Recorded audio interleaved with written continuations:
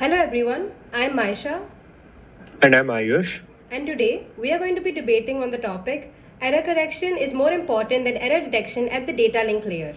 And I will be presenting my arguments for correcting errors on the spot enhances data integrity and reduces the need for retransmissions. And I'll be speaking against the argument that error detection alone is sufficient as correction can add complexity and delay to the data link layer. Okay, so I will begin, Ayush. So, correcting errors directly at the data link layer allows for more reliable data transfer across unreliable networks, which is especially valuable in real time and time sensitive applications. One example I have is voice calls and video calling over cellular networks. And then even in critical applications, error correction ensures that data reaches the upper layers securely and correctly, enhancing overall network reliability without relying on higher layers to handle retransmissions. That is true, but again, it has a drawback that it has a reduced processing overhead, which means that error correction requires more processing power and time because the system not only detects an error but also calculates the necessary correction. This additional processing can slow down the overall network performance, especially in high throughput systems. See, while error detection can be very fast, frequent retransmissions to fix errors can significantly increase the latency, as you said.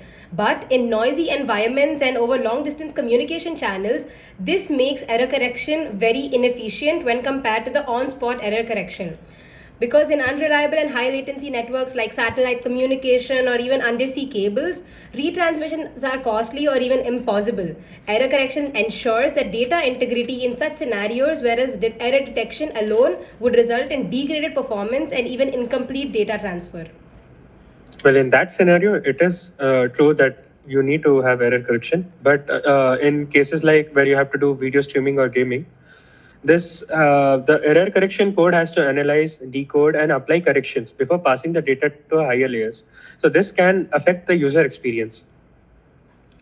Okay, but like I've already said, minimizing the retransmission can overall reduce the network traffic. When you're trying to send many data packets from the client or the server or from one network to the other, the huge problem we all face is network traffic. And when you minimize these retransmissions, error correction can play a huge role because it can handle the corrections at the same spot. Instead of sending it to other layers, because it can result in errors and maybe even incomplete transfer of data.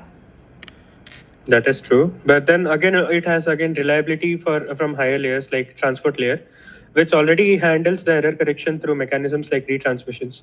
Adding error correction to the data link layer can be redundant as the transport layer provides an additional level of reliability and manages any data issues missed by lower layers. It is doing the same task anyways. So why should we do the error correction in data link layer? See, correcting errors directly at the data link layer ensures smoother data transmission for time sensitive applications, reducing the chances of visual or even audio glitches. So another important point I would like to add here is that it has a huge support for low power resource and constrained devices.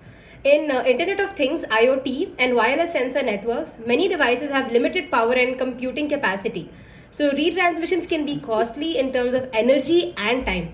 Error correction at the data link layer can reduce the number of retransmissions needed, conserving power and making these networks more reliable, especially when these devices have to operate in remote or hard to access areas. Like in many villages, Ayush, like you might know that these error detection mechanisms might not work very efficiently and when you want to transfer data, because when they get network they have that belief that my data is reaching my server correctly, but when error correction does not happen at that layer, then they will not have that guarantee. True, but then again, it has in real world applications, as you said right now, there might be even for low power or resource constrained devices. The additional processing for error correction could drain battery life and reduce operational efficiency. By solely focusing on error detection, these devices can conserve resources and perform more efficiently. Also, it also has increased bandwidth demand. Like error correction often requires additional data, like parity bit checksums or coding redundancy, to be transmitted alongside with the main data to enable correction. This increases the amount of data sent across the network, consuming more bandwidth than detection-only methods. Okay. But real-time applications like voice and video streaming or even gaming, like you had mentioned, benefit from error correction because retransmitting data might result in noticeable interruptions. So when you handle data and errors correctly and early, the data link layer can deliver cleaner data, making the overall network stack more efficient and allowing the upper layers to focus on other responsibilities. Like we have session layer, presentation layer, application layer. They can focus on routing or session management. So instead of doing all of that, we can ensure a greater sustainability for real-time applications, like I mentioned. So how do you like to conclude this, Ayush? No, actually, I have one more point. The thing is, it's in error-prone environments. In some environments, like especially in wireless networks or unstable networks, error correction at the data link layer might not be feasible because errors can be very frequent and unpredictable. A simple detection mechanism followed by retransmission requests can often be more practical in these cases than attempting on-the-spot corrections. Okay, and also error correction has some limitations. Like error correction codes have a limit on the number and types of errors they can detect, like single parity on a single bit, and yeah. So if the error rate exceeds the threshold, error correction simply becomes ineffective and wastes processing time. In such cases, detecting errors and requesting retransmission is often more effective approach. Okay. Have you heard about something called burst errors? Yes. So error detection struggles with burst errors because usually multiple consecutive bits can be flipped. So burst errors are common in wireless networks and certain physical channels, and detecting them without correcting can leave the system vulnerable to any viruses even. So error correction methods like Reed Solomon are better equipped to handle these scenarios. And another Actually, it can even detect the burst error by cyclic redundancy check. That is normally used in even real world scenario.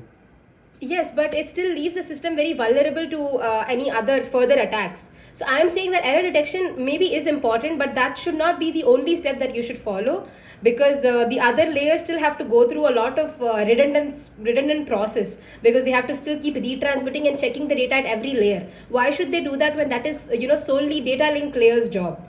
Because other layers have True. their own responsibilities. So yeah, I would like to kind of conclude on the note that error detection is also important, but it has to be supported by error correction so that it can avoid redundancy and also make sure that the data travels safely to other layers and is delivered to the end user in a correct format.